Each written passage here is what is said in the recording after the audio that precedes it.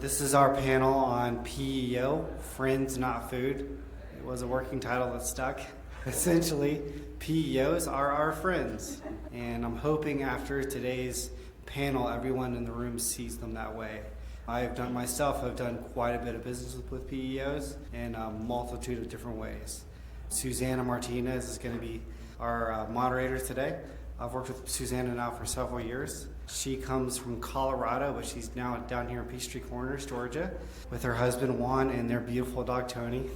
And she's been in the industry now for just over 17 years and has a wealth of expertise. Please welcome Suzanna Martinez. Welcome, everybody. I'm so glad that you guys all decided to join the PEO panel. And we have one of our panelists getting ready to come down. My name is Suzanna Martinez. I have my own broker agency called PEO for the CEO. So I'm an independent PEO broker. And I partner with these companies that you see here on the panel and several other PEO companies. I thought what I would do is start off by just saying what a PEO is. It stands for Professional Employer Organization. And what it does is it helps businesses create efficiencies by consolidating several single vendors like HR, payroll, benefits, workers' comp insurance, and it helps them grow and focus on their bottom line. Many of them also have a large group master medical insurance and workers' comp insurance. Oftentimes it can create economies of scale. So what I would like to do is just have each person introduce themselves and their companies that they represent. So Gene, or whoever has the mic. Oh, I have the mic. You got to turn it on. There you go. Looks like it's on. Oh, okay, there you go. There you go. Hi there, I'm Gene Fidel. I'm the regional president at Adams Keegan here in Atlanta. I've been in this business since 1995, and I've seen a lot of different changes in the business since then, but we're here to talk about all of that. My company we're a PEO, and we also do ASO contracts, which is a non-co-employment agreement. We're located in all 50 states, do about 100,000 W-2s a year, and based in Memphis. We have specialty industries that I can talk to you about in more depth after this conversation. Hi there, I'm Robert Caldarella. I'm the Vice President of Sales for Decision HR. Decision HR is based out of Florida in St. Petersburg. We support roughly 55,000 worksite employees across the country. And I'm sure you're all familiar with PEOs, at least high level, and hopefully you pick up more today. But what makes us different than most is we provide solutions to challenging situations, including employer groups that have higher risk workers' compensation, or on the benefit side, have low benefits participation. So we have something for everybody. We strive to create solutions for those that have challenging problems.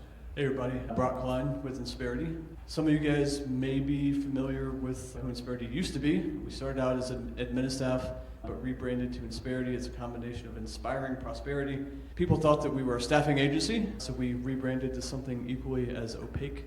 But we're headquartered out of Houston. I've been doing this since 1986. I've been with the company for coming up on 7 years. The majority of my book of business is related to the private capital markets, so things that are angel, venture capital, or private equity related. That's really my sweet spot and point of expertise. And the core market for me is going to be the employers in the 5 to 150 employee size range, but really honing in on 25 to 80 employees as a sweet spot. Good afternoon, everybody. My name's Gabe Veuve. I'm the Director of Broker Relations for Trinet. So I work primarily in the West Coast. Trinet has been in business since 1988. We currently support, don't hold me to it, plus or minus a few thousand, roughly 355,000 worksite employees. We started as a pure PEO play. We now do, much like Gene, we do have some non-co-employment models available to us. But my job primarily is to work with our broker community to be able to connect them with our salespeople, provide the advantages that we've put in place in our broker program to encourage bi-directional lead flow to not only help us, but to help you as well. I've been doing this for longer than I want to say up here on stage, but I have been in this particular program when we revamped it 2 years ago. I have sold it. I work in our channels groups. I also owned a company that utilized PEO services, so I like to think that I have a more broad perspective in what I can present on a panel like this. But thank you very much for taking the time to let us talk to you today. Many times a lot of brokers think of a PEO as a competitor just trying to take their business. But we're here to just educate you that PEOs can be broker friendly and they can actually be a business partner to you. So if you guys can just talk a little bit about how you partner with brokers, and let's just address the elephant in the room of how you compensate brokers. I have the mic, so I guess I'll just start. Yes, We'll let's just just go. do that. We'll just go back and We'll forth. just do that. The one thing that I always like to talk about when I speak to our broker partners or any potential broker partners is that, and I train a lot of our new hire groups, and I ask the question, do we compete with brokers? And no hands go up. And I'm like, all of your hands should be up. We are. There's no reason to run from that. We are. I'm assuming you've taken clients away from PEOs, and maybe it's been vice versa, but the bottom line is that the stuff that Brock's calling on, that my sales reps are calling on, it's roughly the same business. So the point is finding a partner that wants to work with you, that wants to be able to engage and not necessarily always have to compete. To answer your question about compensation, what I like to do with our partners, whether it's through a combination of just the structured payments that we have or through carve-outs, is I'm trying to create multiple income streams off of the clients. It would be lovely if all we did is talk about prospects, but that's not necessarily how we would engage with brokers. It would be on something that might be sitting inside of your book of business already. So what we do is we try and create multiple income streams. One of them is one time we pay off our setups. We pay 25% as an example off our setups. We only collect it one time, so we only pay it one time.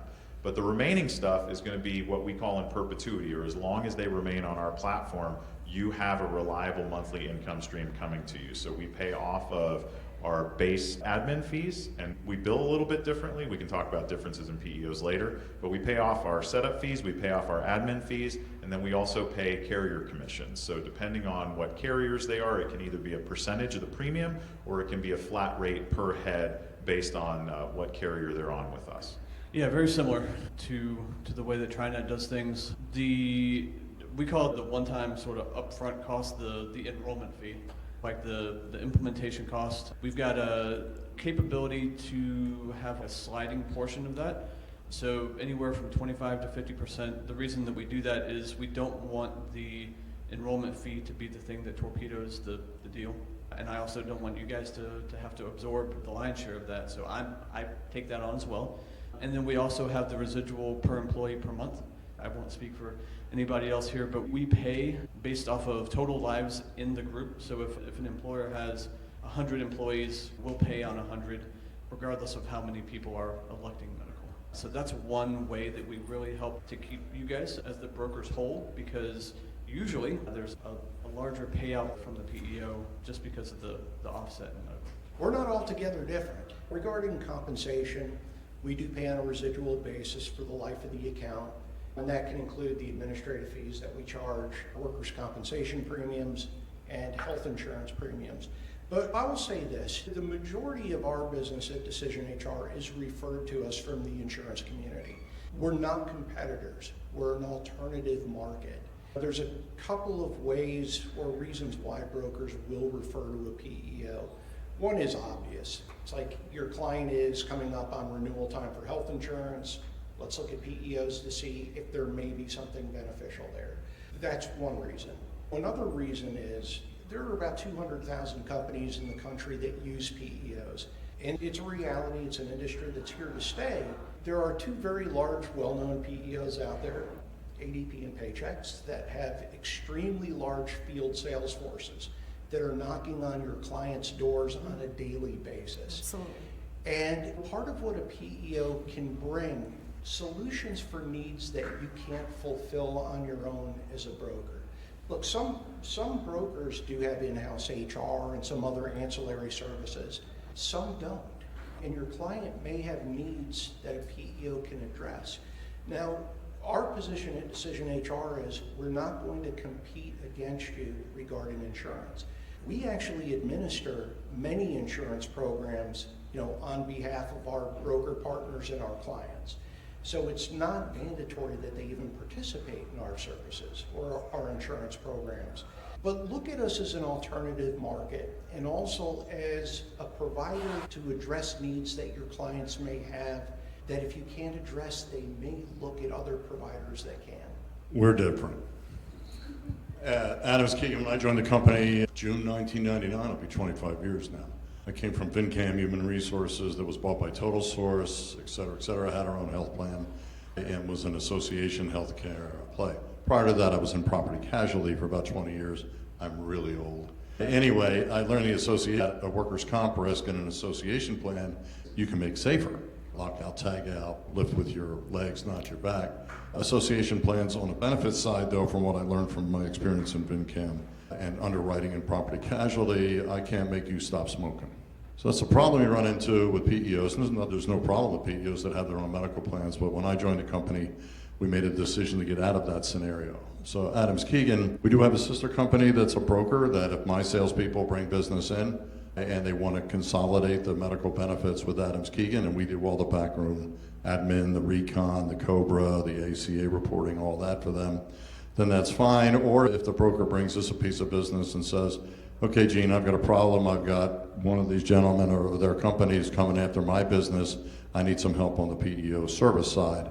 Then I can help them with that. And then they can keep their benefits business. If they do bring me a piece of business, we also pay an in perpetuity fee-based PEPM per employee per month. And that's it. That's why we've been involved in this organization for over 20 years, is we're the PEO without a medical plan, so come talk to us if you need us. And I did make the comment, one other thing, about Total Source, not to drive one PEO down the road, but their medical benefits are in June, and it's brutal what their clients are facing because of this adverse selection effect. They're not underwritten based on the whole group. They're tier written based on their group. So just something to think about. Thank you. That was really good, guys. Thank you, guys. I really appreciate it. Suzanna Martinez here, your PEO advocate, fighting to maximize your benefits without overpaying in PEO fees. If you like my content, please hit the like button and subscribe or comment below.